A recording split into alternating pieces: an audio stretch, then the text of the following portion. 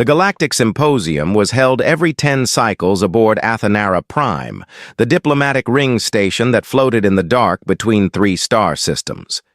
It was a place built to feel important. The halls were wide enough for the largest species to walk through without ducking. The air was filtered to suit over 300 different biologies. The lighting shifted depending on which delegation was speaking. It was, in every sense, so a place designed to remind everyone that civilization was a fragile and precious thing. Sam Hawkins did not feel precious. He felt tired. He sat in the human delegation's assigned block, a modest section near the back of the chamber, and watched the proceedings with the calm patience of a man who had attended enough of these events to know that most of the talking meant nothing. He was 53 years old. His hair had gone gray at the temples during his years in the Earth Defense Corps, and it had stayed that way through his years in diplomacy. He had a face that did not give much away. That was useful in both careers. Beside him, Nora Beckett was reviewing her notes on a display pad. She was younger than Sam by 15 years, but she carried herself with the kind of focused intensity that made people assume she was in charge. She was not, technically. But Sam had learned a long time ago that the person with the best information usually held the real power. And Nora always had the best information. She had compiled humanity's updated cultural archive herself. Every myth, every war record, every theological footnote. She knew what was in that file the way a soldier knows the weight of a loaded weapon. The session had been going on for hours. The Serani delegation had presented a lengthy update on their religious festivals. The Mirethin had shared new translations of their oceanic hymns. And the Dravak had offered a brief and grim recounting of a recent holy war they had fought on one of their colony worlds, complete with casualty figures they seemed genuinely proud of. It was all very routine. Then Counselor Dren spoke. Dren was a Mirethin, a small, smooth-skinned amphibian with wide, dark eyes and a voice like water running over stones. She chaired the Cultural Review Committee, and it was her job to read through every species archive submission and flag anything unusual. She was thorough, she was patient, and she had found something in the human file that she did not understand. Ambassador Hawkins, she said, and her voice carried easily through the chamber's acoustic systems. I have been reviewing your species' updated cultural archive, and I would like to ask for a clarification. Sam sat up slightly. Of course, Counselor. Every spacefaring species in the Concord has, at some point in its developmental history, worshipped one or more deities associated with war and conflict. This is considered a universal stage of civilizational growth. The Serani have Kethraxis the Undying. My own people have Solaroon the Tidecaller. The Dravak maintain an active sub-pantheon of 7 blood gods. She paused and looked down at her display. Your archive lists an extensive mythology. Gods of thunder, death, harvest, sea, love, wisdom, trickery. But the section on war deities has been flagged with a notation I have not seen before. It reads, removed from active worship. Status, destroyed. She looked up at Sam. Is this an error in translation? The chamber did not go silent all at once. It happened in layers. The delegates nearest to the human section turned first, their conversations trailing off. Then the ones behind them. Then the ones across the aisle. Within a few seconds, and the only sound was the low hum of the station's life support systems. Sam looked at Nora. She met his eyes and gave him a small nod. It was not a nod of encouragement. It was a nod of confirmation. They had talked about this. They had known this moment would come eventually. Someone would read the file carefully enough. Someone would ask. Sam turned back to the assembly. He placed his hands flat on the desk in front of him and spoke clearly. It is not an error, Counselor. We had gods of war, several of them, across many of our cultures. We destroyed them. The murmuring started immediately. It was not loud.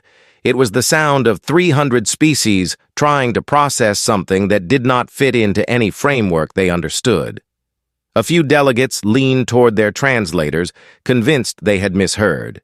The Serani delegation went very still. In the back of the chamber, the Dravak ambassador, a massive, bescarred reptilian named Drail, narrowed his vertical pupils but said nothing. Drenna blinked several times. Her species did that when they were confused. "You mean your species ceased worshipping them?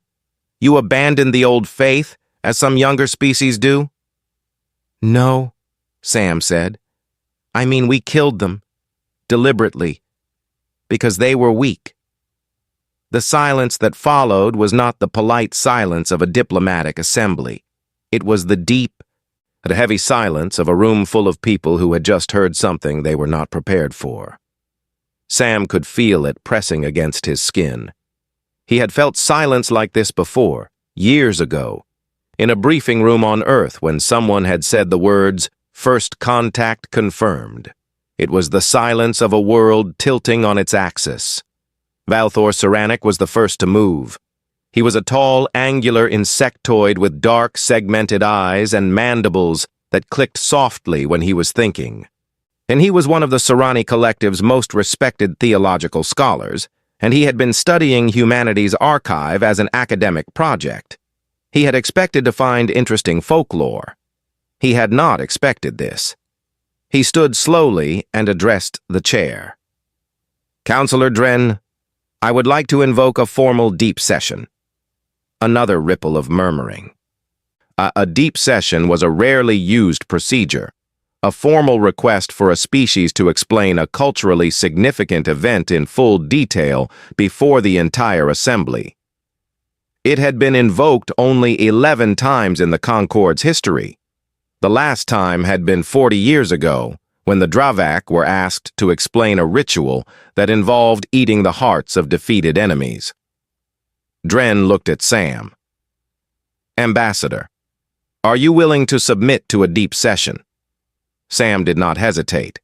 And he had known this was coming the moment he opened his mouth. He had, in fact, been waiting for it. Humanity had carried this story for a long time. It was time someone else heard it. "We are," he said. "But I should warn the assembly. This is not a short story, and it is not a comfortable one." Dren nodded. "The deep session will convene tomorrow in the Hall of Records. All delegations are invited to attend." She paused and looked around the chamber. I suspect attendance will not be an issue." She was right. By the time the session was announced on the station's communication network, every seat in the Hall of Records had been claimed. Delegations that had not attended the symposium in decades sent representatives. The Serani dispatched 3 additional theologians. The Dravak brought their full war council. Even the reclusive Velani, a species that communicated only through bioluminescent patterns, sent an observer. But Nora watched the reservation list fill up on her display and let out a slow breath. "They are scared, Sam." Sam leaned back in his chair and looked out the observation window at the stars. "They should be," he said. "Not because of what we did, but because once they hear the full story, some of them are going to start wondering if their own gods deserve the same." Nora said nothing. She did not need to. She had read the file. She knew what came next. And she knew that by the time Sam was done telling it, the Galactic Concord would never look at humanity the same way again. The Hall of Records was built to feel sacred. The ceiling rose so high that it vanished into soft blue light. The walls were lined with carved panels from 100 different worlds, each one depicting a moment of cultural importance to the species that had gifted it. And Sam Hawkins stood at the speakers. Sam Hawkins stood at the speaker's platform in the center of the hall. Around him, in rising tiers, sat the representatives of over 200 species. He could feel their eyes on him. Compound eyes, vertical slit eyes, eyes that saw in spectrums he could not imagine. Every one of them was watching, and every one of them was waiting. He had dressed simply, dark suit, No medals, no insignia. Nora had suggested he wear his old Defense Corps pins, but he had refused. This was not a military briefing. This was a confession, and confessions were best made plainly. "Before I begin," Sam said, "I need to explain something that most of you already know. But that means something different when humans say it." He paused. "Gods are real." A few delegates shifted in their seats. And this was not controversial. Every spacefaring civilization in the Concord had confirmed the existence of deific entities. They were not all-powerful creators. They were not masters of the universe. They were something more complicated and in many ways more fragile. They were psychic constructs, living reflections of collective belief, born from worship, shaped by devotion, and sustained by faith. When enough minds believed in something with enough intensity for enough time, and that belief took form, it became aware. It became hungry. It became a god. "On Earth," Sam continued, "we had many gods. Gods of the sun, the harvest, the sea, the dead. Gods who loved us and gods who tested us, and among them we had gods of war." He let the word sit in the air for a moment. The oldest of them, at least in the Western tradition, was the one the Greeks called Ares. The Romans called him Mars. He was not subtle. He was not wise. He was rage and blood and the sound of metal hitting bone. He was born from the earliest human conflicts, tribal raids, territory fights, the first time a man picked up a rock and used it to end another man's life, and for centuries he was strong. Sam described him carefully. Not as a myth, not as a story told to children, as a real thing that had walked among human civilizations in the early ages. A towering figure in golden armor with a face like a funeral mask, beautiful and terrible at the same time. He fed on bloodlust. He grew fat on slaughter. He drove the Spartans forward at Thermopylae. He sang in the hearts of Roman legions as they marched across Europe. He danced in the firelight of Viking raids on cold northern shores. He was powerful, Sam said, but he had a flaw that he never understood and never fixed. He only knew war as killing. He glorified carnage for its own sake. He demanded blood and offered nothing in return but more rage. He was, in every way that mattered, stupid. The Sorani theologians shifted uncomfortably. Valthor, seated in the front tier, clicked his mandibles slowly but did not interrupt. He was not alone, Sam said. Other cultures had their own war deities. The Norse had Tyr, who gave his hand to bind a great wolf and understood that war sometimes meant sacrifice. The Irish had the Morrigan, and a triple-faced goddess of shadow and prophecy who walked battlefields after the killing was done and chose who would be remembered and who would be forgotten. She did not care about glory. She cared about fate. Sam paused and looked across the assembly. And then there was Athena. He said the name with a weight that surprised even some of the alien delegates who did not know what it meant. Athena was also a war deity, but she was different from Ares in every way that mattered, and she represented strategy, discipline. The idea that war was not just violence, but a craft, something to be studied, refined, and used with purpose. She whispered to generals instead of screaming at soldiers. She valued victory, not slaughter. She understood something that Ares never could, that the most dangerous warrior is not the one who fights the hardest, but the one who knows when to fight and when to stop.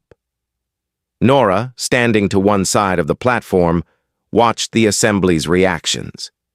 And the alien delegates were fascinated, but they were also confused. On their worlds, war gods were war gods. They were powerful. They were worshipped. You did not compare them and find some lacking. The idea that a species could look at its own deities and say, "This one is better than that one," was deeply alien to most of them. Sam continued. For thousands of years, these gods fed on human conflict. They grew strong. They shaped how we fought. But here is the thing that none of them understood. We were changing faster than they were. He explained it simply. Humans were not like other species. They did not settle into a stable theological framework. They kept pushing, kept questioning, kept building new ideas on top of old ones. They merged their pantheons. They argued about their gods. They wrote stories in which their gods were flawed, foolish, petty, and cruel. And this was the part that made the alien delegates lean forward, they began to judge their gods.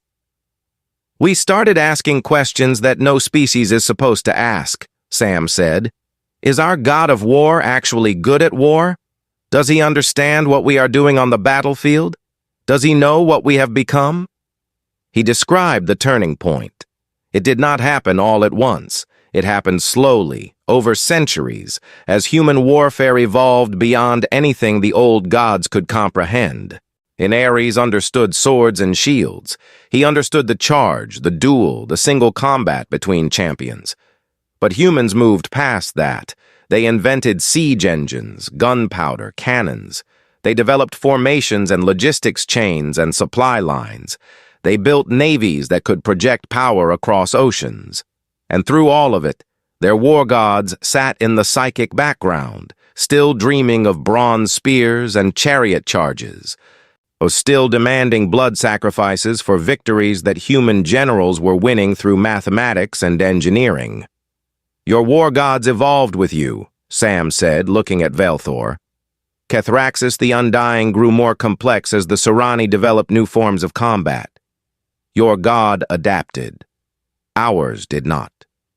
Valthor tilted his head. His dark compound eyes reflected the hall's blue light. You are saying your war gods became obsolete. I am saying they became embarrassing, Sam replied. Imagine praying to a god of fire who does not understand how a match works. Imagine begging a god of the sea for safe passage when you have already built ships that can cross any ocean in any storm. That is what it felt like. Our soldiers were fighting wars of industry and intelligence, and their gods were still whispering about honor and glory and the taste of enemy blood. He let the silence hold for a moment. The gods of war promised us that killing was sacred, that battle was divine, that there was glory in the sword. He shook his head slowly. Then we invented the machine gun, and we learned that there was no glory in watching 1,000 men walk into a wall of bullets and fall like grain before a scythe. There was no divinity in mustard gas. There was no sacred honor in dropping a bomb that turned an entire city into ash and shadow. His voice did not rise. It stayed level, almost quiet. That was what made it so effective. Our gods of war understood killing, Sam said. They never understood war. They never understood what it cost. They never understood that war is not a song or a poem or a prayer. It is a failure. It is the worst thing a thinking species can do to itself. And the moment we understood that, truly understood it, we looked at our gods of war. And we felt something no species in this conquered has ever admitted to feeling about their own deities. He looked across the assembled faces and mandibles and sensory organs of 300 civilizations. We felt ashamed of them. The hall was silent. Not a sound, not a rustle. Even the environmental systems seemed to hold their breath. Nora stepped forward and activated a display showing a timeline, a long and descending curve that tracked the worship of war deities across human cultures over 3,000 years. The line fell steadily, then sharply, then collapsed entirely in the 20th and 21st centuries. Not because humans stopped fighting. The wars grew larger, the death tolls climbed, but the worship vanished. They did not fade because we found peace, Sam said. They faded because we outgrew them. And what we did next, what we did when we finally had the power to see them, to touch them, to hold them accountable, that is what I will tell you tomorrow. He stepped back from the platform. The session was adjourned, and in the silence that followed, 200 species sat with the uncomfortable realization that they had never once questioned whether their own gods deserved what they were given. The Hall of Records was fuller on the second day. Word had spread across the station, and delegations that had not bothered to attend the first session now crowded into every available seat.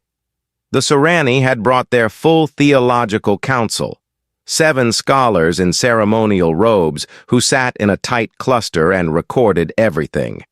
The Dravak War Council occupied an entire tier, their scarred bodies motionless, their slit eyes fixed on the speaker's platform. Even species that normally avoided conquered gatherings had sent observers. And the hall smelled of 100 different biologies, and the environmental systems were working hard to keep everyone comfortable.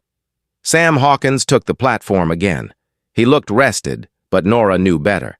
She had found him at 4 in the morning in the observation lounge, staring at the stars and drinking cold coffee. He had not slept. He had been rehearsing, not his words, but his composure. What he had to tell them today was the part that mattered. And he needed to tell it without flinching. "Yesterday I told you that our gods of war became obsolete," he began. "Today I will tell you what happened to them." He started with a story, not a grand story, a small one. In 1916, on a planet that most of the delegates could not find on a star map, a young man named Ethan Cole stepped off a transport train and into a trench. He was 19 years old. He came from a small town where people still went to church on Sundays and prayed before meals. That he had been told that the war he was joining was a noble cause, that God was on their side, that there was glory waiting for brave men. The trench was 4 feet wide and filled with brown water up to his ankles. The walls were held together with wooden planks and sandbags. The smell was something he would never be able to describe to anyone who had not been there, a mixture of mud, rot, chemicals, and something worse that he later learned was the smell of bodies that had been buried in the walls during previous bombardments and were slowly coming apart. He lasted 3 days before he stopped praying. Not because he lost faith in a higher power, not because he was scared, although he was. He stopped because he looked around at the mud and the wire and the bodies and the rats and the gas canisters stacked against the trench wall, and he realized that no god of war had ever imagined this. Had no deity who promised glory and honor had ever seen a man drown in a shell crater filled with rainwater and poison. No spirit of battle had ever stood in a room and watched doctors cut the legs off screaming boys with saws. Ethan Cole did not lose his faith. He outgrew it. And he was not alone. Sam paused and looked at the assembly. Ethan Cole was one man, but he represented a generation. Millions of humans who went to war expecting something sacred and found only industrial death. And they came home changed, and the thing they left behind in those trenches was not their courage or their willingness to fight. It was their respect for the gods who had promised them that fighting was holy. He moved forward in time. The 20th century, 2 world wars, the development of weapons that could kill not dozens or hundreds, but hundreds of thousands in a single flash, nuclear fire, the capacity to end civilizations. And through all of it, the war gods grew weaker. And not because humans forgot them, but because humans could no longer look at them without disgust. By the 23rd century, Sam said, humanity had developed the technology to detect and interact with deific entities directly. Psychic resonance mapping, collective subconscious imaging. We could see them, not with our eyes, but with instruments that measured belief the way your instruments measure radiation or gravity. He let that settle. The alien delegates understood the concept. But most of their species had similar technology. Gods were real, measurable phenomena. This was established science. "We looked for our war gods," Sam said, "and we found them." His voice did not change, but something in the hall shifted, a tension, a pressure. as if the air itself had thickened. They were not what we expected. We had imagined that they would be gone, faded to nothing after centuries of declining worship. But they were still there, shriveled, starving, hiding in the darkest corners of our collective mind, and they were feeding. He explained what the research team, led by a theologian and psychic researcher named Dr. Lisa Hartwell, had discovered. The remnants of humanity's war deities had not died. They had adapted, poorly, desperately, but they had adapted. Unable to feed on open worship, they had burrowed into the subconscious. They fed on nightmares, on trauma, on the psychic scars left by centuries of warfare. That every soldier who woke up screaming in the night, every survivor who could not close their eyes without seeing fire, every generation that carried the invisible wounds of conflicts they had not chosen, the gods were feeding on all of it. They had become parasites, Sam said flatly. They were not protecting us. They were not inspiring us. They were eating our pain. Several delegates shifted uncomfortably. The Sorani theologians exchanged glances. Velthor's mandibles clicked in a rapid pattern that Sam had learned to recognize as distress. A decision was made, Sam continued. Not by politicians, not by priests, by soldiers, veterans, the ones who had fought and bled and come home with the kind of wounds that do not show on the outside. They petitioned the United Earth Council for the right to hunt down what was left of our war gods and end them. The petition was granted. A classified unit was assembled within the Earth Defense Corps, a team of military psychics trained for deep subconscious operations. Their leader was a man named Caleb Dunn. He was 31 years old. He had served 2 combat tours in the outer colonies. He had lost his younger brother in a border skirmish that lasted 11 minutes and killed 40 people for a piece of rock that no one could even name. He had nightmares every night. He volunteered for the mission the day it was announced. Sam described the operation without drama. He did not make it sound heroic. He made it sound clinical, because that was what it had been. The team went in through deep psychic immersion, a process that allowed trained minds to enter the collective subconscious of the human species. It was not a physical place. It was a landscape made of memory, belief, and emotion. It shifted and changed constantly. Navigating it was like walking through a dream that belonged to 8 billion people at once. They found the last remnant of Ares in a place that looked like every battlefield in human history layered on top of each other. Mud from the trenches, sand from ancient deserts, ash from burned cities.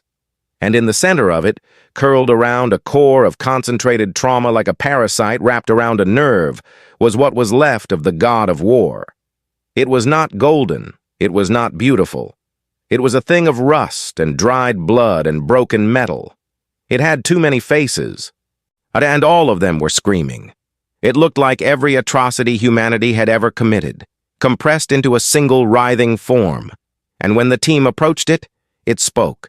It promised them power. It promised them victory over every enemy they would ever face. It promised glory, the old, familiar glory, the kind that had once moved armies and built empires. Caleb Dunn looked at it for a long time. His team waited behind him. And the entity screamed and begged and offered everything it had ever offered since the first human picked up a weapon. Caleb's response was recorded in the mission log. He said, "You never gave us glory. You gave us nightmares. And we have had enough." The dissolution took 7 hours. The entity fought. It screamed. It tried to burrow deeper into the subconscious, but the team was thorough. They broke it apart piece by piece, separated it from the trauma it had been feeding on, and then dispersed its energy into nothing. It did not die with dignity. It died the way it had lived, screaming, clawing, desperate for blood that no one would give it. Over the following decade, similar operations were conducted against the remaining fragments, the fading echoes of Tyr, the whispered remnants of the Morrigan, a dozen smaller war spirits that had once been worshipped in cultures across the world. All of them were found in the same state. Starving, parasitic, feeding on the suffering of the people who had once knelt before them. All of them were destroyed. Sam stepped back from the platform. The hall was so quiet that he could hear the heartbeat of the Myrathan delegate in the front row, a soft, wet thumping sound that their species could not control when they were frightened. "We did not lose our gods of war," Sam said. "We tried them. We found them guilty, and we executed them, because they were weak, because they failed us, because we had become something they could not understand, and we refused to carry their dead weight any longer." He looked at Valethor. The Surani scholar sat motionless, his dark eyes unreadable. "We are the only species in this concord that has killed its own gods," Sam said, "and we are not sorry." The recess lasted 6 hours. It was supposed to last 2, but Councillor Dren kept extending it because the delegations would not stop arguing long enough to reconvene. The diplomatic corridors of Athenara Prime, usually calm and politely quiet, were filled with the sounds of 300 species trying to process what they had just heard. Nora Beckett stood at the window of the human delegation's private suite, watching the data scroll across her display pad. She had been tracking the political reactions since Sam stepped off the platform, and the picture was not encouraging. "12 species have formally requested that humanity be reclassified as theologically hazardous," she said without turning around. Sam was sitting in a chair behind her, drinking water from a glass that he held with both hands. He did not look surprised. "Which 12? "The Surani are leading. They have the Pelori, the Fenevex, and the Keth behind them. The smaller ones are joining because they are scared." She scrolled further. "The Myrathan are drafting a separate resolution calling for a formal inquiry into whether human psychic technology poses a threat to other species' deific entities." "It does," Sam said simply. Nora turned and looked at him. "That is not helpful." "It is honest. They are not wrong to be worried. If we can destroy our own gods, we can theoretically destroy theirs. We will not, but they do not know that. Then you need to make them believe it." Sam set down his glass. "No. I need to make them understand why we did it. If they understand the why, the rest takes care of itself." Commander Jake Maddox appeared in the doorway. He was a tall, broad-shouldered man with a lazy way of moving that made people underestimate how fast he could act when he needed to. He ran the human security detail on the station, and right now he was running on very little sleep and a lot of caffeine. "We have a situation," he said. "Only one?" Sam asked. "The Dravak War Council has requested a private meeting with you, all 7 of them, in their quarters." Nora frowned. "That could be a threat." "It could," Jake agreed. "But Drail sent the request personally, and he used the formal courtesy protocol. Among the Dravak, that means he is asking as a peer, not as an enemy." Sam stood up. "Then I will go." "Sam," Nora said, "if the Dravak wanted to hurt us, they would not send an invitation first. They would just do it. But the fact that Drail is asking means he wants to talk. And right now, I would rather talk to one honest warrior than argue with 100 frightened diplomats." He went. Jake went with him, along with 2 security officers who stood outside the door of the Dravak suite and tried not to look nervous. The Dravak quarters were kept at a higher temperature than the rest of the station, and the air was dry and faintly metallic. The 7 members of the War Council sat in a semicircle on low stone benches. They were massive creatures. The smallest was nearly 7 feet tall, and their bodies were covered in thick-plated scales that bore the scars of decades of combat. Their eyes were vertical slits of amber and gold. Ambassador Drail sat in the center. He was the largest of them, and also the most scarred. One of his horns had been broken off halfway, and a long, pale line ran from above his left eye down to his jaw. "Hey, Ambassador Hawkins," Drail said. Ambassador Hawkins," Drail said. His voice was deep, like stones grinding together. "Sit." Sam sat. There was no chair, so he sat on the floor with his legs crossed. It put him at eye level with Drail's knees. He did not mind. Sometimes the best way to show strength was to not care about looking weak. "I listened to your testimony," Drail said. "Both days. I did not speak. I wanted to hear all of it before I formed a judgment." "And what is your judgment?" Drail was quiet for a long time. One of the other Dravak shifted on his bench, and the scales made a dry, rasping sound in the silence. "My people worship 7 blood gods," Drail said. "We have worshipped them for 11,000 years. Before every battle, we sing to them. We offer them the first blood drawn. We have always believed, that they give us strength, that our fury in combat comes from their blessing." He leaned forward. "After hearing your story, I spent the night thinking about something I have never allowed myself to think about before. What is that? Whether the fury was ever theirs to give, or whether it was always ours?" The room was very quiet. Sam felt the weight of the moment and held it carefully. "I will not pretend that your answer does not frighten me," Drail continued. "It does. You have told 300 species that gods can be killed, that they can be judged, that they can be found wanting. Every species on this station that worships a war deity is now wondering if their god is a parasite too." He paused. "But I did not ask you here to tell you that you are wrong." "Then why did you ask me here?" "Because when the session resumes, the Sorani will try to have your species sanctioned. They will call what you did blasphemy. They will say you are dangerous, and they will have support. Many species are afraid of you now." Drail leaned back. "I want you to know that the Dravak will not support sanctions." Sam blinked. He had not expected that. "May I ask why?" "Because I asked you a question yesterday, and your answer has not left my mind." Drail's amber eyes fixed on Sam's. "I asked if you stopped fighting after you killed your gods. You said no. I asked if you became weaker. You said no. And then you said something that I cannot stop thinking about." Sam remembered. "I said we became responsible." "Yes. Every death in every war became yours alone. No god to blame. No divine mandate to hide behind. Just your species and the choices you made."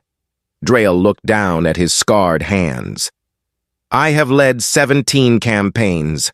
I have killed more enemies than I can count. And before every battle, I have prayed to the blood gods and told myself that the killing was sacred. That I was doing divine work." He looked up.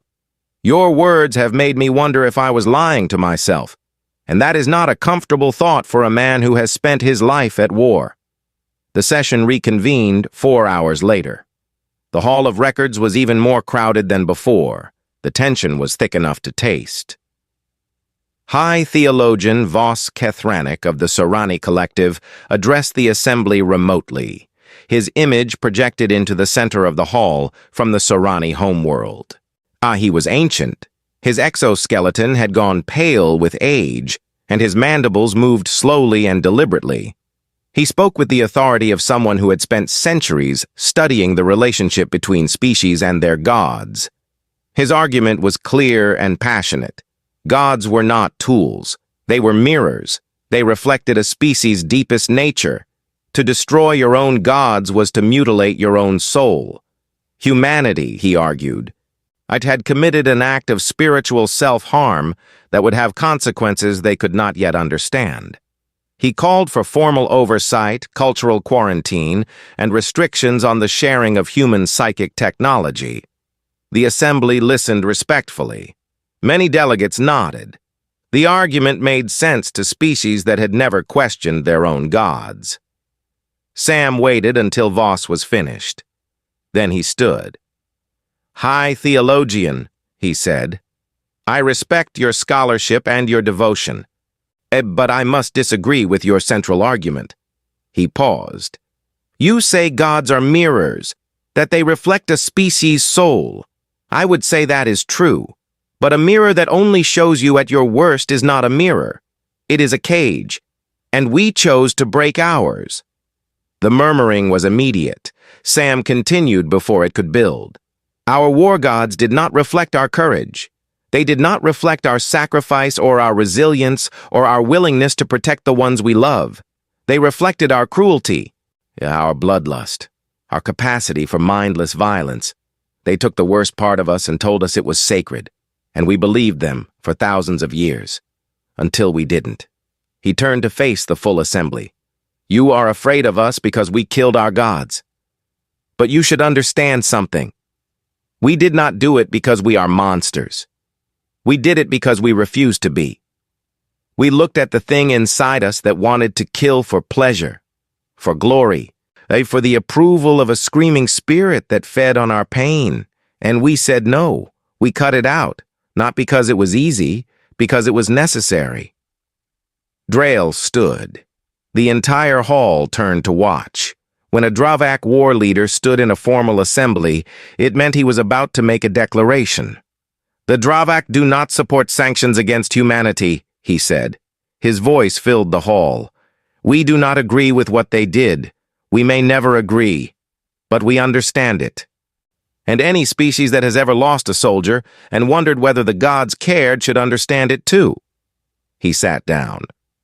The chamber was silent for a long time. Later that evening, Valthor found Sam in one of the station's quiet corridors. The Serani scholar fell into step beside him, his long legs easily matching Sam's pace.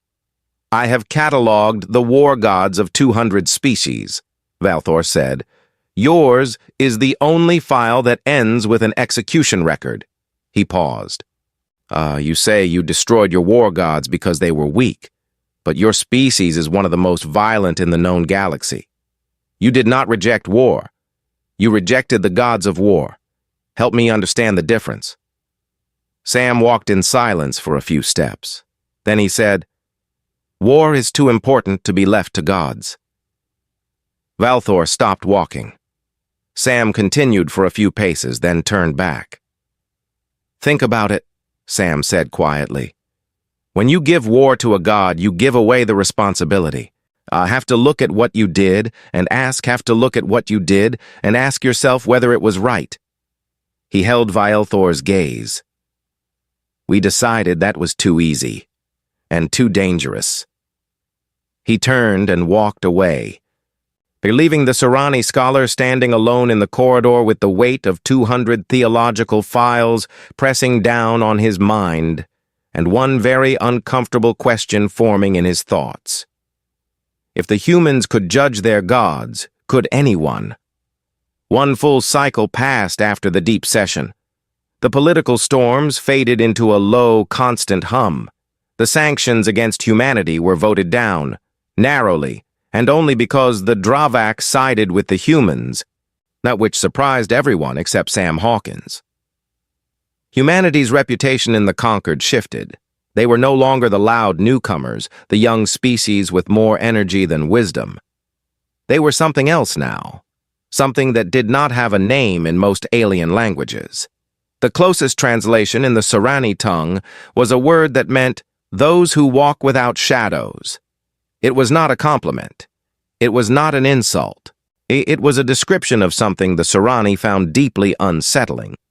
A species that had looked at its own darkness, cut it out, and kept walking. 3 species quietly requested access to humanity's full deicide research archives.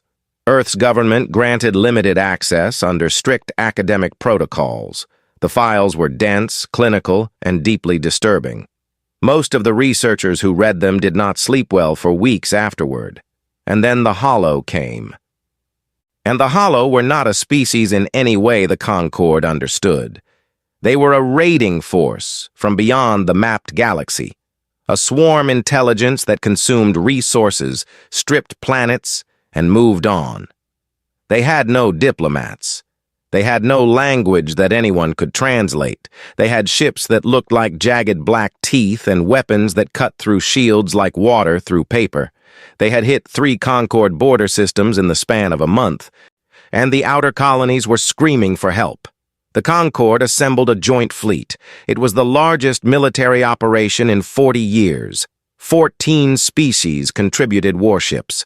The Sorani sent their sacred carrier group, blessed by the priests of Kethraxis and carrying holy relics in every cockpit.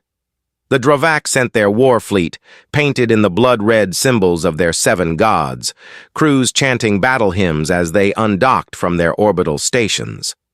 And the Mirathans sent their deep-water cruisers, sleek and elegant, their crews praying to Solaroon for calm seas in the void. The human contribution was a single carrier group led by the deep space carrier Forge of Days. It was not the largest human ship. It was not the newest. But it was commanded by Admiral Grace Whitley, and that was enough. Grace Whitley was 58 years old. Now she had gray hair cut short and a face that looked like it had been carved from the same material as the ship she commanded. Hard, practical, and built to last. She had served for 32 years. She had commanded ships in 4 engagements and had never lost one. She did not raise her voice. She did not give speeches. She gave orders, and the people who served under her followed them because they trusted her judgment completely. On the morning of the engagement, the Allied fleet gathered at the rally point. A dead system with a burned-out star and nothing worth fighting over, which made it perfect for staging. The alien fleets performed their rituals. The Sorani priests walked through their ships, touching every bulkhead with sacred oils and reciting the war prayers of Kethraxis. The Dravak crews cut their palms with ceremonial knives and let the blood fall on the deck plates as an offering to the blood gods. The Mirathans sang a haunting hymn that echoed through their ships like whale song. The human fleet did none of this. Grace Whitley stood in the command center of the Forge of Days and looked at her crew. They were not praying. They were checking systems, running diagnostics, reviewing tactical projections. The weapons officers were calibrating targeting solutions. The medical teams were preparing triage stations. The flight crews were running final checks on their fighters. Everyone was busy. And everyone was focused, and everyone was quiet. Grace picked up the ship-wide communicator. She did not have a speech prepared. She never did. "This is the Admiral," she said. "In about 2 hours, we are going to fight. No one ordered us to be here. No god has told us this is our destiny. We are here because people are dying on those border worlds, and we decided that was not acceptable. That means every shot we fire is our choice. Every life we take is on us. Every one of our people we lose is on us. There is no one else to carry that weight, so carry it well. Make every decision count, and bring each other home." She set down the communicator. That was it. No invocations, no blessings, no promises of glory or divine reward. Just a woman telling her crew that what they were about to do mattered, and that they were responsible for all of it. The battle began 2 hours later.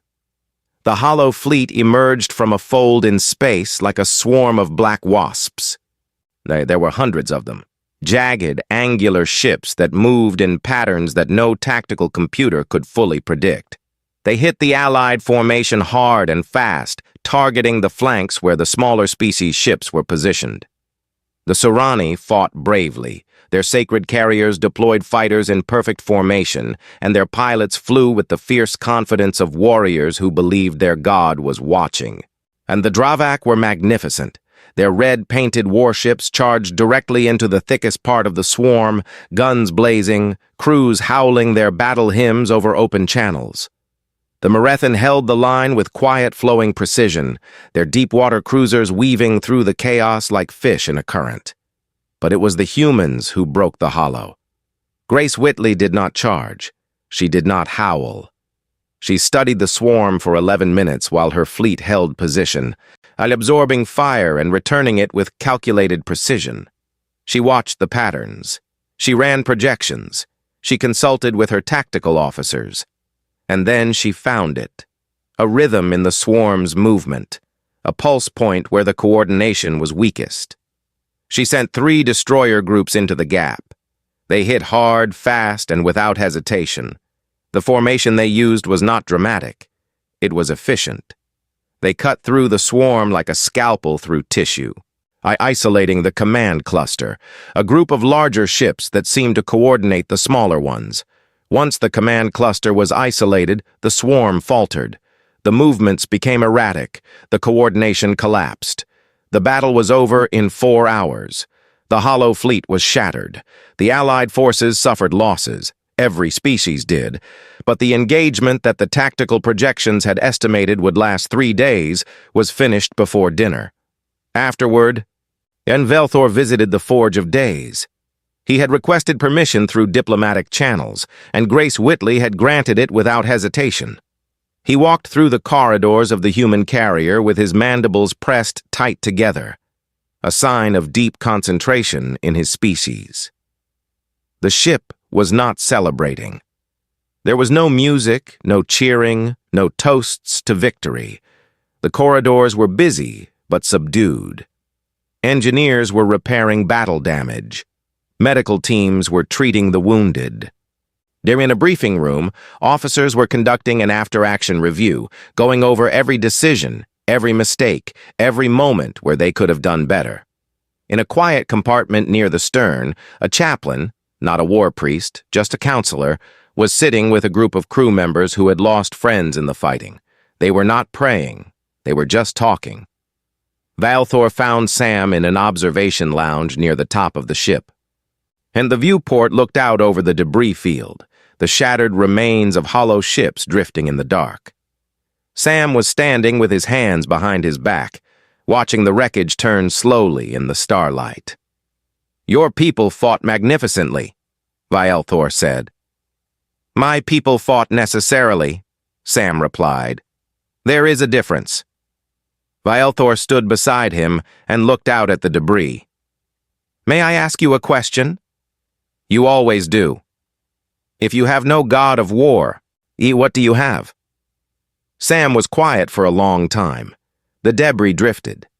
Somewhere below them, a repair crew was welding a hull breach, and the faint blue glow of their torches flickered against the viewport like distant lightning. "We have each other," Sam said, "and we have the knowledge that every war we fight alone. No divine hand on the sword, no holy fire in the blood. Just ordinary people choosing to stand between the darkness and everyone it would swallow." He paused. That is what frightens you about us, isn't it? Not that we killed our gods, but that we did not need them. That we looked at the worst thing a thinking species can do, organized, industrialized killing, and we said, this is ours. We own this. And we will not let some screaming spirit in the sky pretend it has any claim to what we have built and what we have suffered. Valthor said nothing for a long time. Then, quietly, he said, "I think you may be the loneliest species I have ever encountered." Sam almost smiled. "Maybe. But we are never lonely with each other." 6 months later, a young Surani academic named Torin Viel submitted a thesis to the collective's Central University. He was 23 years old, brilliant, terrified, and completely certain of what he had written. The title of his thesis was "On the Theological Implications of Human Deicide, a Case for Divine Accountability." The Surani religious authorities banned it within a day. Torin was censured. His academic career was, by all conventional measures, destroyed. Within a year, his thesis had been translated into 64 alien languages. It was read on worlds that had never questioned their gods. It was debated in academic halls, whispered about in temples, and downloaded millions of times on species-wide information networks. It asked a simple question that, once heard, could not be unheard. If the humans could judge their gods, should we judge ours? And somewhere in the deep psychic fabric of the Surani collective consciousness, in a place where belief became form and worship became flesh, the war god Kethraxis the Undying stirred uneasily in his ancient sleep. He did not know what had changed. He could not name the feeling that crawled through him like ice water through old veins. But for the first time in 11,000 years, he felt something that no god of war should ever feel. He felt doubt. The humans did not bring peace to the galaxy. They brought something far more dangerous, the idea that gods should earn their worship. And across 1,000 worlds, in 1,000 temples, the gods began to listen.